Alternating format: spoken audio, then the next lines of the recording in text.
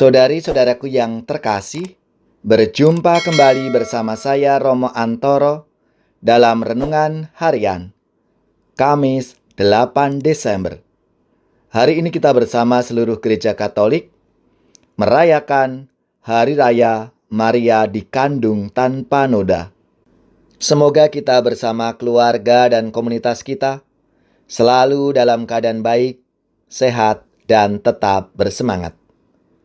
Hari ini kita bersama-sama akan merenungkan Injil Suci menurut Lukas bab 1 ayat 26 sampai 38. Marilah kita mengawali renungan kita dengan tanda kemenangan Kristus. Dalam nama Bapa dan Putra dan Roh Kudus. Amin. Dalam bulan yang ke-6, Allah menyuruh malaikat Gabriel pergi ke sebuah kota di Galilea bernama Nazaret, kepada seorang perawan yang bertunangan dengan seorang bernama Yusuf dari keluarga Daud.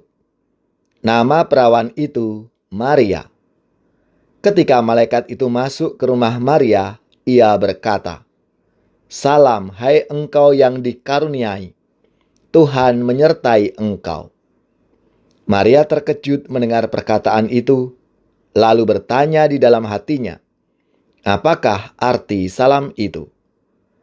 Kata malaikat itu kepadanya, "Jangan takut, hai Maria, sebab engkau beroleh kasih karunia di hadapan Allah. Sesungguhnya engkau akan mengandung dan akan melahirkan seorang anak laki-laki, dan hendaklah engkau menamai dia Yesus. Ia akan menjadi besar dan akan disebut Anak Allah yang Maha Tinggi. Dan Tuhan Allah akan mengaruniakan kepadanya tahta Daud, bapa leluhurnya. Dan ia akan menjadi raja atas kaum keturunan Yakub sampai selama-lamanya, dan kerajaannya tidak akan berkesudahan." Kata Maria kepada malaikat itu, "Bagaimana hal itu mungkin terjadi, karena aku belum bersuami?" Jawab malaikat itu kepadanya, "Roh Kudus akan turun atasmu, dan kuasa Allah yang Maha Tinggi akan menaungi engkau. Sebab itu, anak yang akan kau lahirkan itu akan disebut kudus, Anak Allah. Dan sesungguhnya, Elisabet sanakmu itu, ia pun sedang mengandung seorang anak laki-laki pada hari tuanya, dan inilah bulan yang ke-6 bagi dia yang disebut mandul itu. Sebab bagi Allah tidak ada yang mustahil." Kata Maria, "Sesungguhnya aku ini adalah hamba Tuhan, jadilah padaku menurut perkataanmu itu." Lalu malaikat itu meninggalkan dia. Demikianlah sabda Tuhan. Terpujilah Kristus.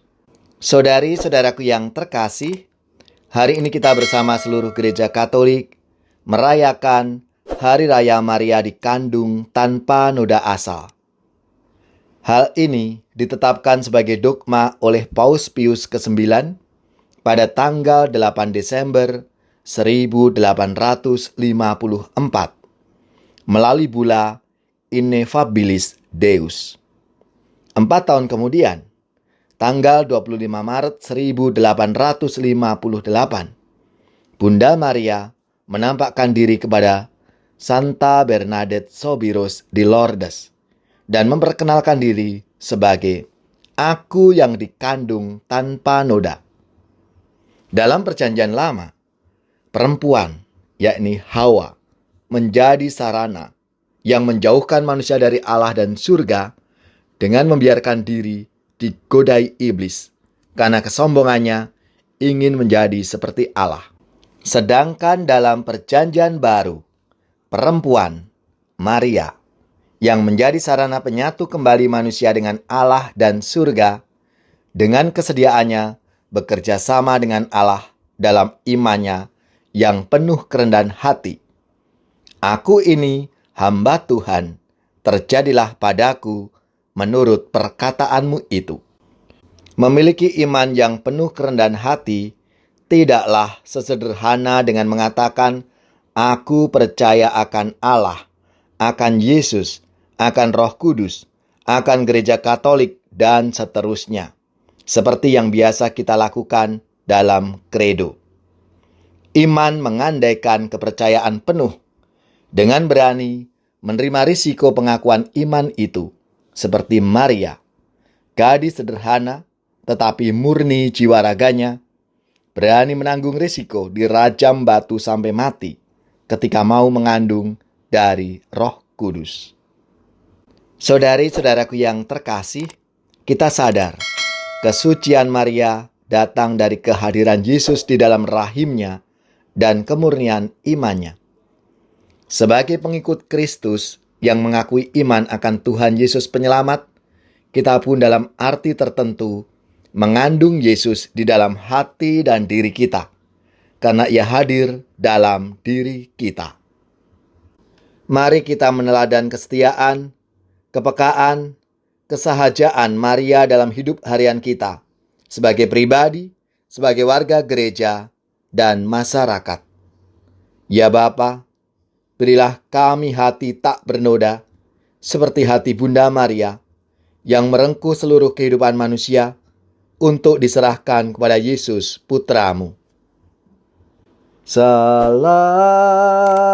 Maria, rahmat Tuhan sertamu, Bunda Yesus Kristus, doakanlah kami.